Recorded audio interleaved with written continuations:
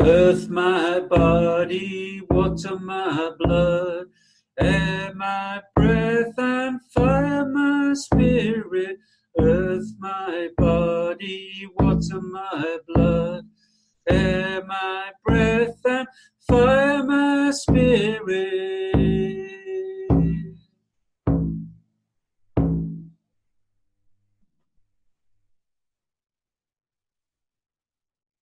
I own and honour the sacredness of my own personal story.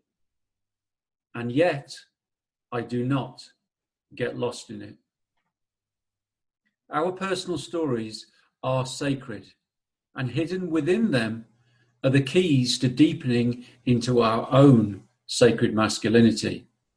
At the same time, we need to be discerning and recognise that although to some extent we are the sum of our story, we are paradoxically far more than this small human story and experience. Hello, and welcome to the third episode of the Bring Him Home Sacred Masculinity Rising podcast series. This is our time and space to explore principles, stories, and experiences of what it looks like to walk the road and embody the sacred masculine. My name is Miguel Dean, and I'm the author of Bring Him Home, a twin flame love story, which is my true story of a conscious, passionate, loving relationship with an extraordinary woman, and how it played a significant role in the rising of my own sacred masculinity and the courageous journey I embarked upon from my head to my heart. My intention is that through sharing my personal love story in the book and creating this podcast series, I will catalyse the divine twin flame union within the hearts of many men and women so that we can create a more beautiful world for our children and the generations to come. You can find out more about my book and the rest of my work at my website, which is migueldean.net. So, the second principle which we're going to touch on today is about our sacred stories. The principle is, I own and work fully with the healing and guidance contained within my personal sacred story. You see, our stories hold the keys to coming home. We come from this place of oneness, and then we incarnate into these human bodies to experience duality and separation so that there is some contrast and comparison so that we can know oneness. So we come into this world of duality and separation. And we each come with a certain mission, with a certain path, with a certain journey that will help the evolution, that will empower the evolution of our souls and empower us and motivate us back to that realization of the oneness that we actually are. We came here to discover and experience all of what it is to be human and all of what it is to experience duality. And so sometimes this means experiencing pain as well as joy. We can't experience one thing without the other, can we? If we just had joy all the time, we wouldn't know that it was joy. There has to be contrast. This is the world of duality that we live in, the world of dark and light, up and down, and masculine and feminine. All these different types of duality, which can be really summed up by the symbol of the yin-yang. Both are different and interconnected, and both are contained within each other. So, our sacred stories. So what do I mean by our sacred stories being able to hold the keys to our homecoming? Perhaps the best way is for me to share a little bit of my own story, in that when I was born, well, not long after I was born, when I was 7 months old, I lost my mother to cancer. And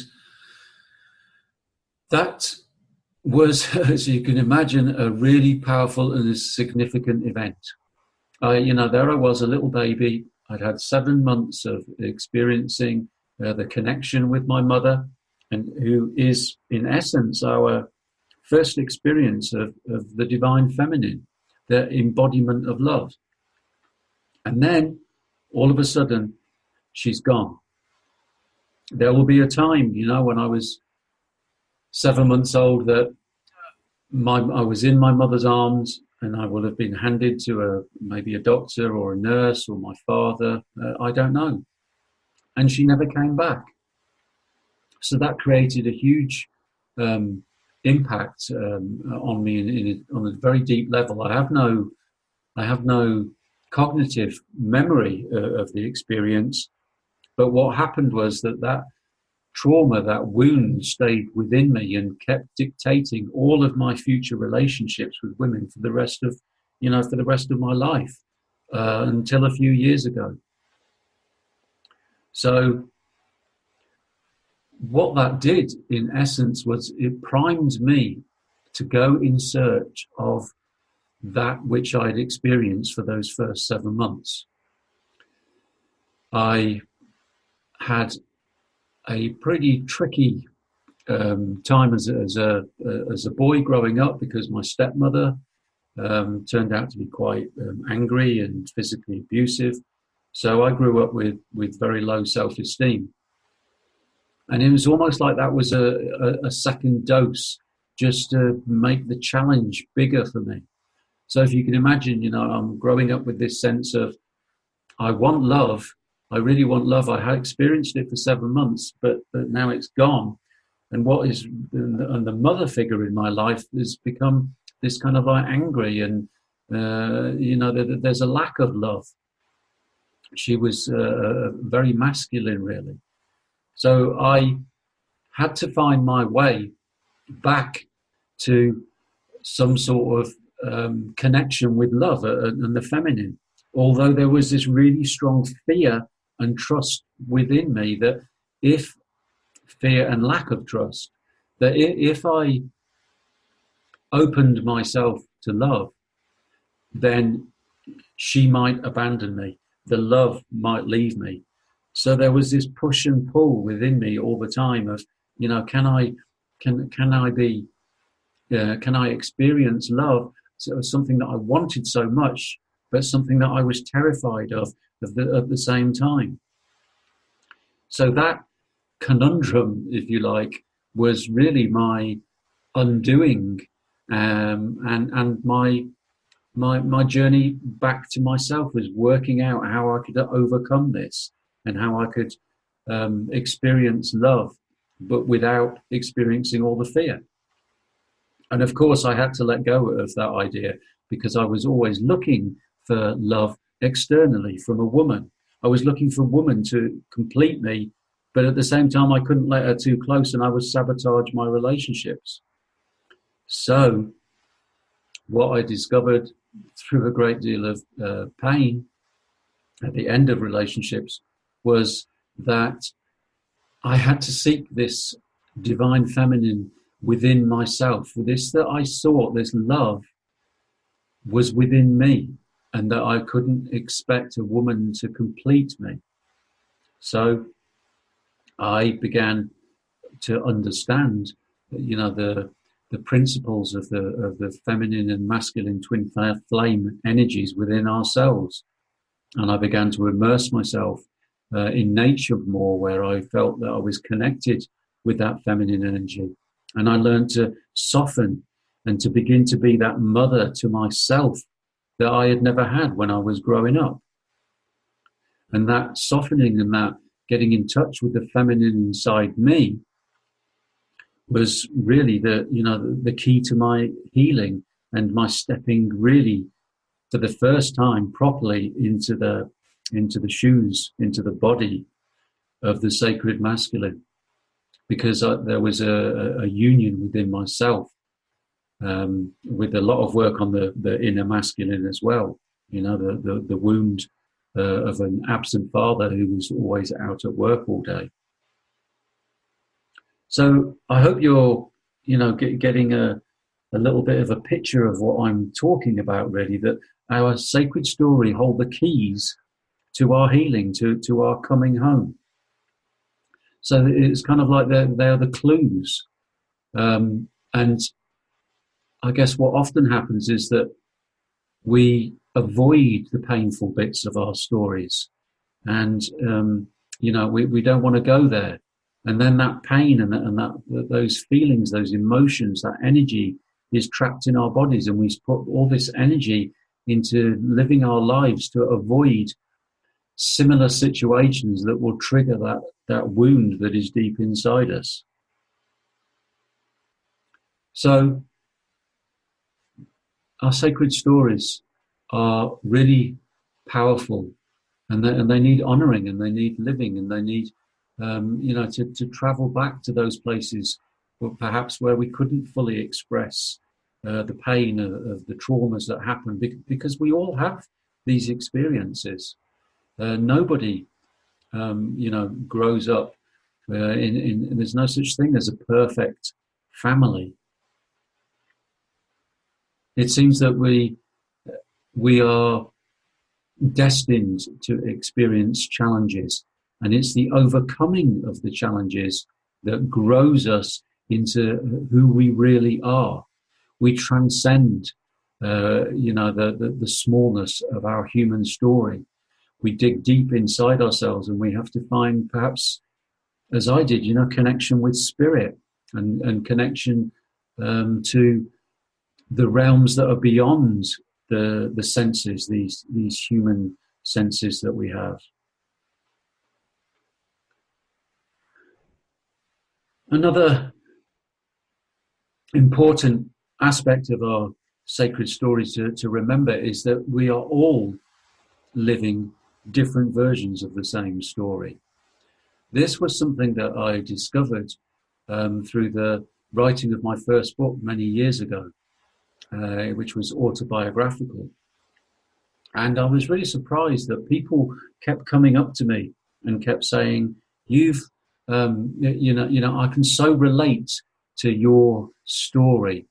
I can so relate to this book that you've written. And I was puzzled at first, because I knew that their life stories were completely different to mine.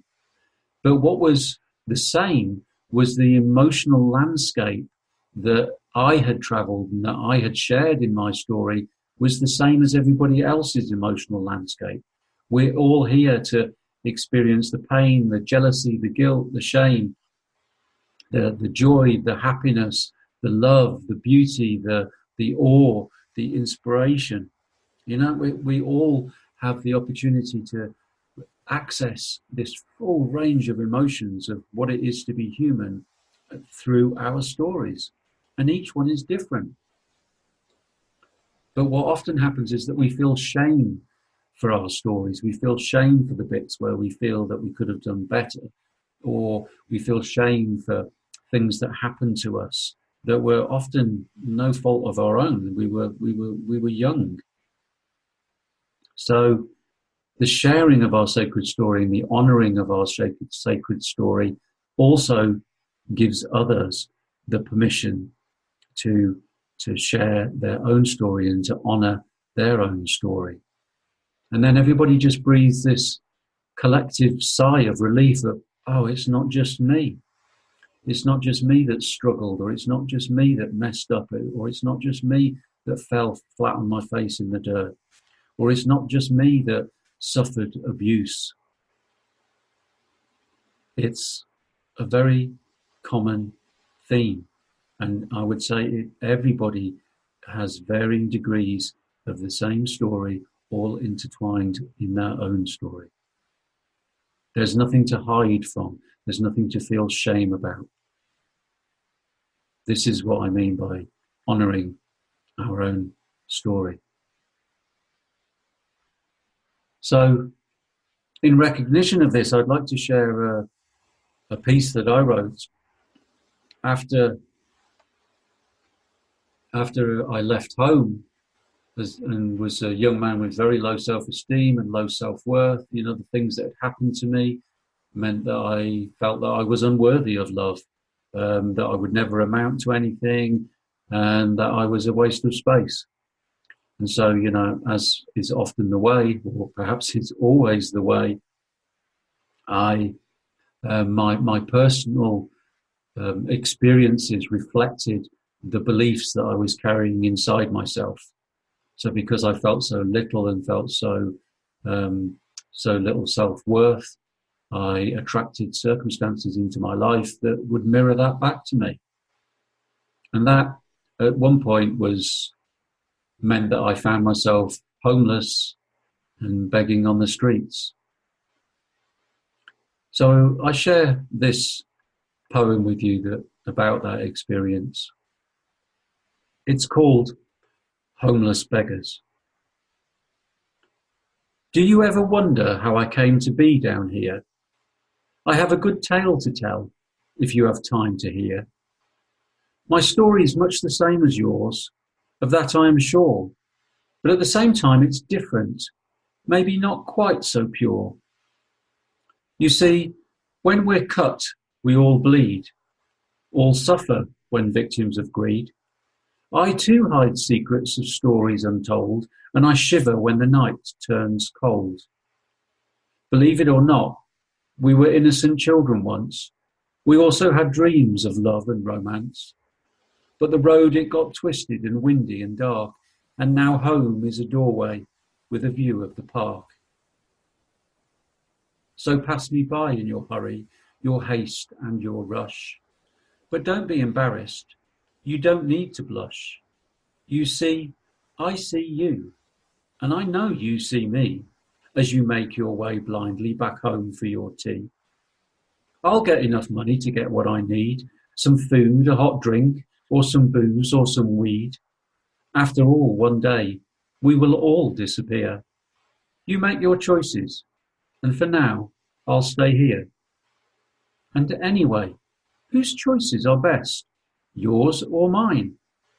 I'll smoke my herb, and you sip your posh wine. You see, we're all travelling a journey, trying to find a way, and my clothes may be dirty, and my face may be grey, but deep inside my centre, there's a small shimmering light. It's the same light you feel when you wake in the night. You see, we're not so different, you and me. I chose the sky and the streets. You chose debt and TV. So next time you see me, from the corner of your eyes, pause for a moment.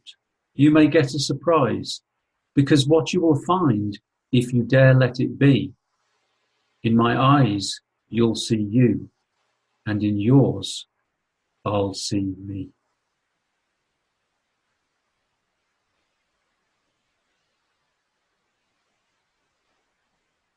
The sacred masculine knows that the journey is the destination. He knows that his story is to be honoured, but not to get lost in it. The experience of being homeless was humbling for me, and it would seem that I needed to be on my knees before I was ready to rise again. Perhaps in a way, we're all homeless beggars, searching to find our way home. The sacred masculine knows that his story is sacred as everyone else's is, and they are all to be honoured, because they hold the keys to our coming home if we have the courage to look and see and go to those places that we need to go within ourselves and our story. I'm going to end with the blessing which I wrote for the front of my book, Bring Him Home, a twin flame love story. May the energy of this podcast be a catalyst for the union of the divine feminine and masculine energies within the hearts of all men and women. May we have the willingness and determination to make the journey from our heads back to our hearts. May we learn to father and mother ourselves and take care of our inner child. And may we remember what it is to love ourselves, each other, all sentient beings, and this sacred earth, for ourselves, our children, and the generations to come. Thank you for joining me today. I'm Miguel Dean, catalyzing the twin flame union of the divine masculine and feminine energies within the hearts of men and women. I'm the author of my new book, Bring Him Home, a twin flame love story, published by Sacred Stories Publishing, and available online through booksellers worldwide, or you can receive a personalized and signed copy from my website, migueldean.net. I'd like to invite you to subscribe to this podcast and to join me next time, where we will explore the third principle of sacred masculinity, which is, I am deepening my emotional intelligence daily in my journey from my head back to my heart. Until we meet again, be well.